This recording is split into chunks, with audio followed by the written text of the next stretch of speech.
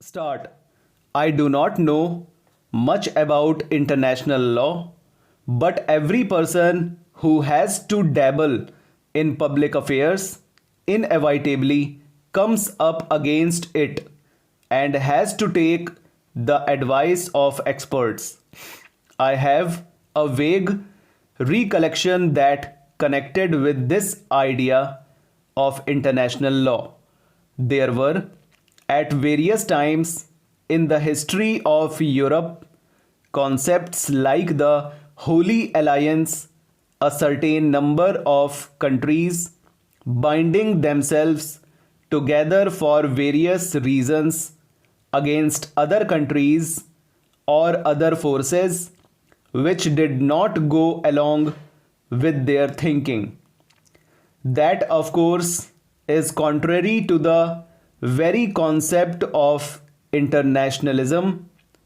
Today, we see certain tendencies of the revival of holy alliances.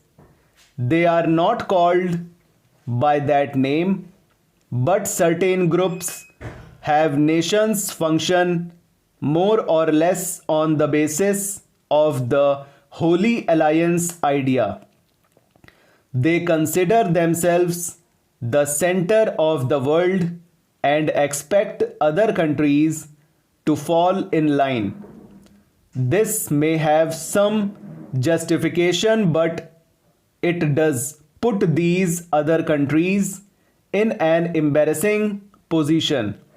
Either one joins the Holy Alliance or one is outside the pale of international law in a sense.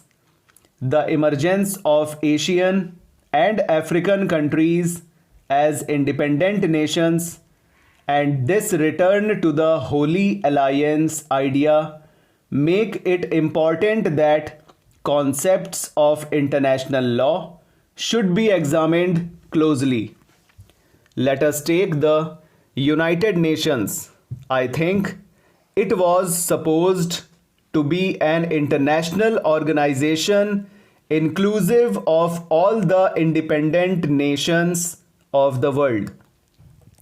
There is a tendency, however, to regard it as something less than that, a tendency which I suppose emanates from the Holy Alliance idea. This in turn has affected other problems also. Politicians and statesmen who discuss such problems are naturally influenced by their political approach, and so we do not get what might be called a scholarly objective estimate. Further, it so happens that what we generally get is the non-Asian or non-African side. I respect that side, but it is possible that the scholars of that persuasion might not bear in mind some aspects which would be obvious to Asian scholars and jurists.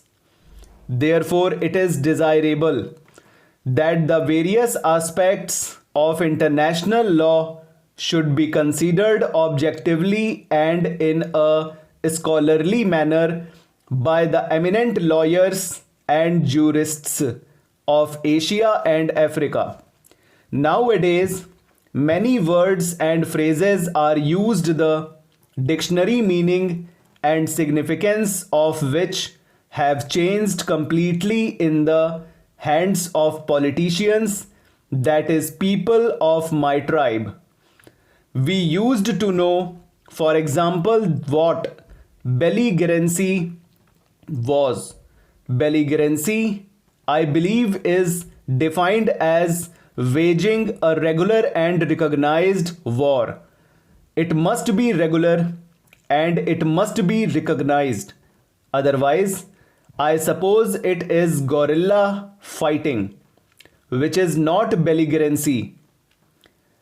And in so far as states or rulers are concerned, the opposite of belligerency used to be neutrality, that is, not siding with a power which is belligerent or which is waging an active and recognized war. Yet, delegates here must know how vaguely the word neutrality or neutralism, as it is sometimes called, is used now, sometimes as a term of abuse, sometimes in a different way, but mostly in a manner which does not describe what is meant exactly. As I understand, the terms belligerency and neutrality in relation to powers refer to a state of war or to countries not joining a war. But as everyone knows, these words are used even when there is no active war. If a country is supposed to be neutral today, then presumably some other country which is not neutral should be described as belligerent. And yet, that would be a wrong description because the other country is not engaged in regular or recognized warfare. I do not quite know how international law or jurists of repute would define what is called Cold War, which is presumably some kind of suspended belligerency. All these developments create problems for politicians and statesmen.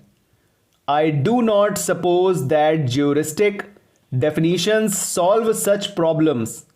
Nevertheless, they might clear the air a little, and I hope that an eminent body of scholars and jurists will throw light on these terms so that at least our thinking may become straight. As I said, we find today a return to some extent to the idea of the old Holy Alliance, backed by military pacts and economic measures. I should say that there is more than one Holy Alliance. Behind all these lies enormous danger to the world in case of war. I take it that international law is meant primarily to prevent war. Its purpose is to settle problems and disputes by methods other than war. War is an absence of law. It is true that so far international law does not have behind it the same strength that domestic law does, but its main purpose is the avoidance of war. Almost everybody in the wide world dislike the idea of war today because it is so dangerous. How can jurists and lawyers help in the avoidance of war? They cannot help directly in political developments, but they can do much here. Full stop.